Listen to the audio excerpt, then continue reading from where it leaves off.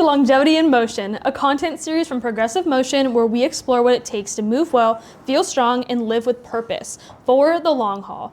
Every episode features conversations with our own Progressive Motion coaches, diving into the principles, practices, and personal stories behind lasting health. I'm here with Dr. Bryan, one of our coaches here at Progressive Motion. Before we get into today's topic, can you introduce yourself and share a little bit about the work you do at Progressive Motion? Hey, what's going on, guys? My name is Dr. Bryan. I'm a physical therapist here at Progressive Motion. We focus on a holistic approach to the human body from the center out. We utilize tools such as breathwork, postural awareness to allow you to get out of pain and improve the way you move. Amazing. So today we're going to be talking about the practical tools to recenter your body before training. Can you start us off by explaining the concept of a physical reset and why is that so valuable? So a physical reset just allows you to pile on more stress. So think about your body has a baseline, and as you go throughout your day, it's just getting more stress. At a certain point, you'll reach that threshold where you can't tolerate it anymore, where it will maybe leads to pain or some sort of other compensation. So starting off with a little bit of a physical reset just allows you to bring yourself back down to baseline so that you can add more stress on top of it. Stress as in working out. So if you're having a long day at work and things have been very stressful, instead of just going straight into more load into your body with work, you can just start with a couple breath work exercises just to bring your body down a little bit more and let it recover. And then you can just jump back into more of it. Because if you're always just compounding stress and stress on top of your body, it's eventually going to give and you'll lead to some sort of other things that would happen down the line. Great. And then for those who know that breath and posture are important, but not exactly why these are so important, can you talk us through the science behind using breath and posture to prime the body for movement? So using breath to prime the body, well, not necessarily using the breath, but you're training your nervous system to feel certain parts of your body again. So if you're trying to do a leg day or you're working on your glutes or your hamstrings, can you really access that space? So we're doing these priming exercises to allow you to go deeper into your nervous system and feel your hamstrings a little bit more, maybe feel your glutes a little bit more. And these days the word is activation drills, but if you're already able to access that space well enough through your loading program, through your exercises, then you don't necessarily need to do the primers. So you're trying to find that balance of getting to that point where you're doing these activations and priming exercises, but you don't want to spend too long doing all of them. And then can you either show us or talk us through an example of what a breathwork priming exercise would be? Yeah, so a simple breathwork priming exercise is just learning how to feel your hamstrings or just controlling your pelvis. An easy drill that you can do is either finding something that you can elevate your legs on or a wall. You'll bring your legs up to about 90 degrees, so knees are stacked on top of your hips, and then your feet are 90 degrees against the wall. So from there, you can put your hands on your lower belly and just relax. Try to breathe into the lower belly as you inhale, and then as you exhale, just relax and let it drop. And just slowly inhale and exhale. You're just allowing yourself to utilize your diaphragm.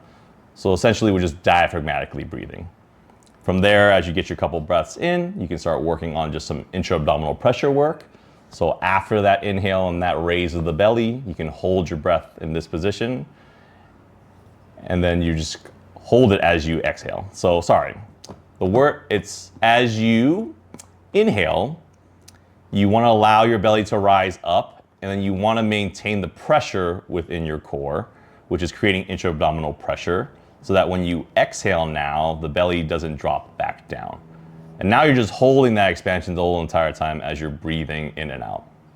If you can get pretty good with that, then you can start utilizing more vocal things where you can inhale exhale fully, and then you can maintain your compression as you talk, or you can count down from 5 out loud.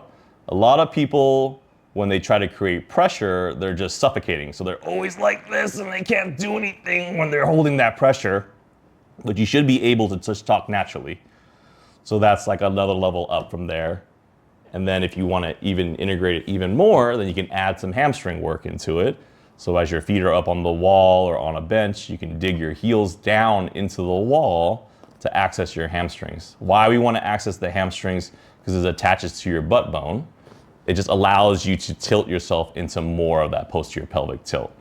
So now we are holding the posture of a posterior pelvic tilt as you're inhaling and exhaling. If you do it well enough, to a certain point as you're building the intra-abdominal pressure, you'll actually feel tension of those muscles starting to contract. And now we're just learning how to isometrically stack ourselves in a new posture rather than holding ourselves in a more of an extended position throughout the day. Awesome. And then can you touch again on the posture component of priming your body before movement? So the posture component is finding the stack. So can you get your rib cage to stack on top of a pelvis? And that's really just the awareness of being able to feel the right muscle groups. So can you feel the pressure expand laterally along your belly? Can you feel your hamstrings to ground yourself into the floor? And that's your awareness of feeling for if you're in a good alignment or not. Versus somebody trying to tell you that you're in a good alignment. I mean, you can start off with that. You can use mirrors just to feel for what a stack position is. But essentially, that's what we're doing in the rehab setting, is for you to find a new posture and what is your good posture. Because right now, do you feel aligned as you're sitting at your chair or as you're standing? If that feels more natural, that might not be the stack position, but it feels like a good stack position for you. But then when we change it into an actual position, it's gonna feel weird. So you can use that sensation as your training tool to figure out where your body is in space. Awesome. And then what are some of your go-to resets before a high output workout or intense training? For me, I just try to get some movement in. So a lot of times just throughout the day, I'm not moving around too much. So I'll try to get some more spinal motions. So we'll do kind of like your typical spinal wave, cat-cow, but we'll just try to move one segment at a time. So either going into flexion, extension, side bending, and then just some basic core work to work on that alignment. So either going from the one on your back, or you can do stuff on your hands and knees where you're kind of holding like a small bear position, or you're crawling a little bit, just to kind of get my body moving and warming up a little. And then from there, as I start feeling out those positions, you can slowly get into the harder movements, which is like the weights, so squats, deadlifts, single leg work, upper body things. Great. How do you teach people to regulate their state from sympathetic to parasympathetic and back? An easy one is working through something called box breathing. So you're inhaling for 4 seconds, exhaling, or inhaling for 4 seconds, holding your breath for 4 seconds, exhaling for 4 seconds, and then holding your breath for 4 seconds. And you just work through that cycle. So think about it, if you're in more of a parasympathetic state, your breathing is just a little bit more relaxed, a little bit slower. When you're in more of a sympathetic state or a stressed out state, then you're more hyperventilating. So getting you to exhale more is gonna be a big one, and not overly inhaling the entire time like you're hyperventilating.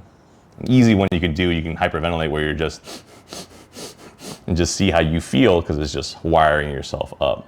So if you want to tone your nervous system down a little bit, you're just slowly breathing in for 4, hold, exhale for 4, and that pause after that exhale is really big so that you don't get that air hunger. And then when you inhale again, we're not trying to inhale sharply. So you don't want to sniff, or even if somebody's around you, you don't want to hear you breathe like in sharply. So getting into better resting inhales and resting exhales where they're silent is going to be a big part of down regulating. And then for those listeners who may not know what sympathetic or parasympathetic means and what the difference is between the two, would you mind touching on that quickly? Yeah, so sympathetic is your flight or fight mode. So that's where you're getting into more of an alert state, allowing you to move a little bit more sharply. It's more, on a lot of caffeine and your ability to perform a little bit on a higher rate. So sympathetic drive is really good for performance, but can you tone that down once you're done doing that particular activity? So parasympathetic is just allowing you to get into more of a rest and digest state. So being able to switch between the sympathetic drive and down to the parasympathetic drive just allows you to recover a little bit more efficiently.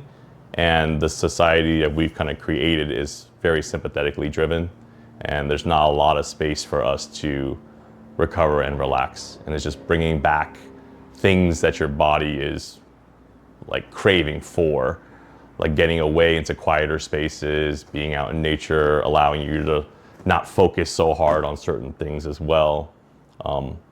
That will allow you to kind of drop back into more of a parasympathetic state.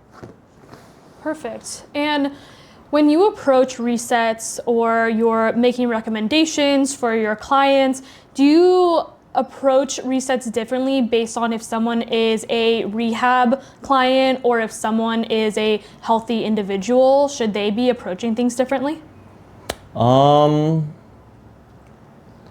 Maybe. The approach is still the same, but if you're rehabbing, there's just considerations for position. So if you're having back pain or knee pain, then I wouldn't put you in positions that would tax your body a little bit more. That's why we always go with the easiest one, is just lying on your back with your feet up. And then we start there, but there's other positions that you can work on that's a little bit more intense or more taxing on the body. So if you're asking if there's a difference between a rehab individual versus a person that's not in pain, not necessarily.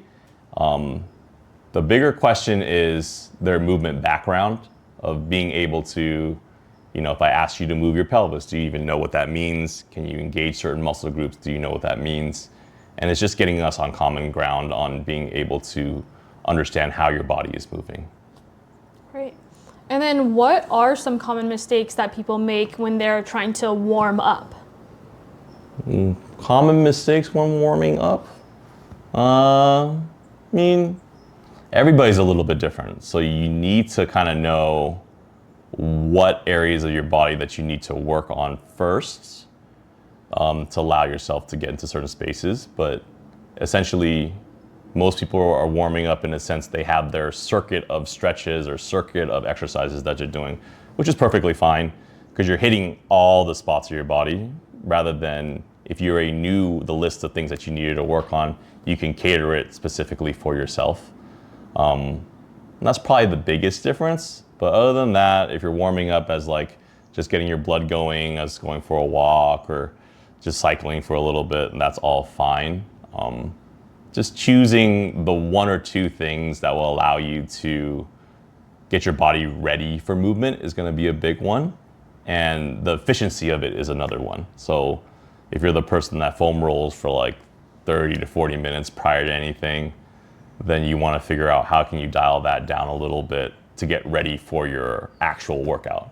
Unless you're just doing it at the end of your workout, and now it's just more of a recovery soft tissue work session for yourself. So if it's the intent to train that day, you want to get through your warm up as quickly as you can to get to the actual work. But if it's just more of a recovery day and we're focusing more on the warm up and the lower tier, I wouldn't say lower tier, but more recovery based activities, then that's where we're living at.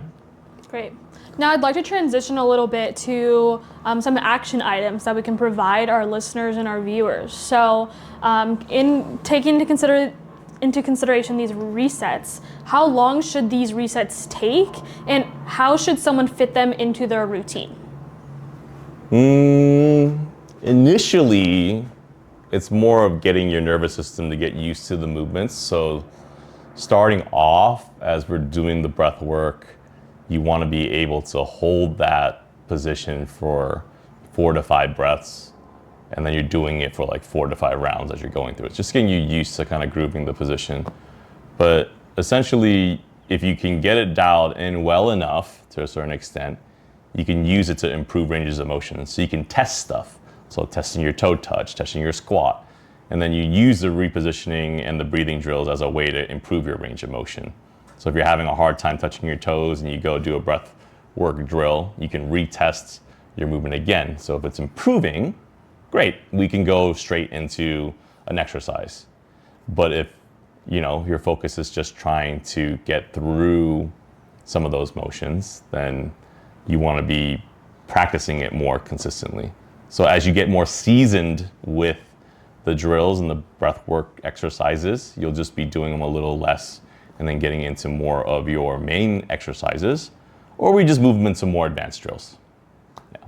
Awesome. And then as people are figuring out their reset routine, what are some concepts or some tools that they can put into their toolkit for developing their reset routine? Tools to put into your reset routine. That's very specific to each individual. Depending on who it is, sometimes you can use it as a tool at the beginning to open up your range of motion, to access certain spaces of your body. Or you can do it in between sets, as if you're doing heavy exercises and you feel tight after, you can do a few drills just to kind of loosen you up. Or you can do it at the very end as kind of like a cool down. So very specific on what you're trying to utilize these things for is where you would fit it into your program. But it's hard to say, like, do this specific drill for this thing. But definitely there are like 2 to 3 exercises that everybody should be able to do, should be able to feel. That's low-hanging fruit. Great. And I know that you did touch on a few exercises. Would you mind repeating a few or adding a couple more that people can select from? Yeah, well, the easiest one, right, we talked about it before, was that 90-90 position where you're lying on your back and then being able to feel your hamstrings and abs. Other ones that we can get into would be what? Try to think about that one a little bit more. You could do it in all fours, which is the same idea of doing that pelvic tilt as you lift your knees off the ground, but now that incorporates a little bit more load through gravity. It's always going to go back to execution on how you're doing it. So it's hard to say, like, do this particular exercise. My question would be more, when you do it, what do you feel? And if you can feel the right target tissue, then you're good. Yeah, that's how to fit.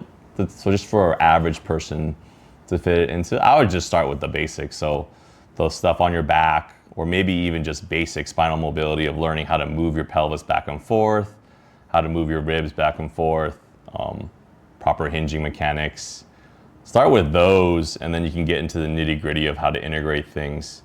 But everybody has their own starting line, and we don't know where it is. So as a recommendation to everybody, we just starts everyone at the very beginning. Yeah. Perfect. And then before we part ways, can you touch on the long-term positive impact of having a reset routine versus someone who does not prioritize a reset in their movement? Yeah, so a good reset routine just allows you to actively recover more efficiently. So if you're having that in your routine and you're being able to come back to your breath and build more body awareness within your body, you're allowed to handle stress a little bit better. So even when things tend to spike or other things within your life tend to spike, you can always come back to your breath to allow yourself to downregulate a little bit. Yeah, breathing's like, you breathe so many breaths throughout the day. I don't forget what the number is. Like, yeah, I don't remember. It's like thousands of breaths a day. So being able to utilize it as efficiently as you can is going to be a big thing. And breathing is the only thing that you can actually regulate your nervous system with. So if you can access your breath better, it allows you to recover and relax and even get you to move a little bit more efficiently. Great. Well, Dr. Bryan, thank you as always for your time. We really appreciated your insights, and to our viewers and our listeners, thank you for tuning in, and be sure to stay tuned for more longevity in motion content.